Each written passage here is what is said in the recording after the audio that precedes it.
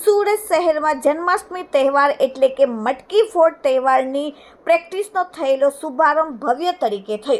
તારીખ 16 ઓગસ્ટના દિવસે જન્માષ્ટમી ઉત્સવ નિમિત્તે મટકી ફોડની પ્રેક્ટિસ ગોવિંદાના કાર્યકર્તાઓમાં ભારે ઉત્સાહ જણાઈ રહ્યો છે. સુરત શહેરના ગોપીપુરા વિસ્તારના હિન્દુ મિલન મંદિરની બાજુમાં પતરાની ચાલમાં આવેલ બાલ ભારત ફ્રેન્ડ્સ ક્લબ 1936થી ગોવિંદા ઉત્સવ ધૂમધામથી મનાવવામાં આવી રહ્યો છે. બાલ ભારત ફ્રેન્ડ્સ ક્લબ 89 વર્ષ પૂર્ણ કરી 90મા વર્ષે મંગલમ પ્રવેશ કરી રહ્યો છે. 1936માં શ્રી શંકરભાઈ તુકારામભાઈ પાટીલ દ્વારા આ સંસ્થાની સ્થાપના કરવામાં આવી હતી. સુરત શહેરમાં સતત અવિરતપણે 90 વર્ષથી ગોવિંદા ઉત્સવ ઉજવનારી આ એકમાત્ર સંસ્થા છે.